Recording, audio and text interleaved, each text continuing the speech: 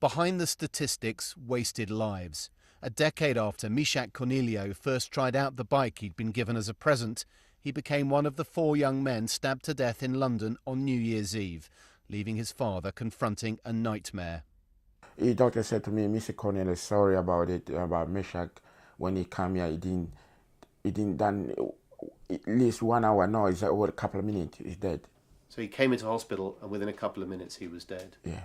He tells us in his native Portuguese he has no idea why it happened, what might have been going on in Mishak's life. My advice for other parents would be to talk more to your kids. Try to find out, even if you think they have secrets away from home. Today's figures set out the rise in violent crime recorded by police. Knife crime went up by 21%, gun crime up by 20%, manslaughter and murder went up by 10%. Now, the official survey of crime shows that the number of people who say they've been a victim is falling steadily. But police records are seen as an accurate measure of serious violent crime. And despite schemes like these bins where knives can be handed in, no questions asked, it is rising steadily.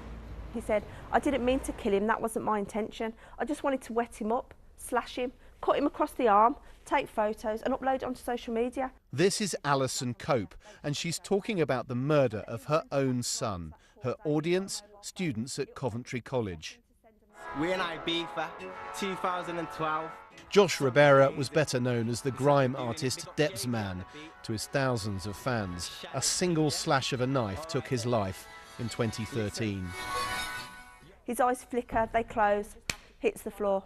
It's a tough listen. Alison tells them these are the consequences, but carrying a knife is your choice. She believes telling them not to doesn't work and says that's how the government's current policy comes across. They are standing up and doing their token gesture and it isn't working. How many young people have to die for them to admit that what we're doing is not correct? True, government policy recently has centred on enforcement, tough rules on knives, tough policing, tough sentences. But today ministers appear to signal a change towards Alison's way.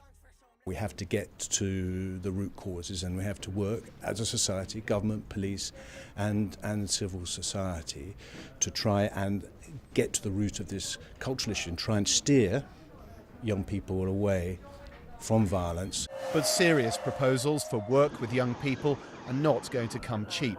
And by the way, police numbers are now at their lowest level for 2 decades.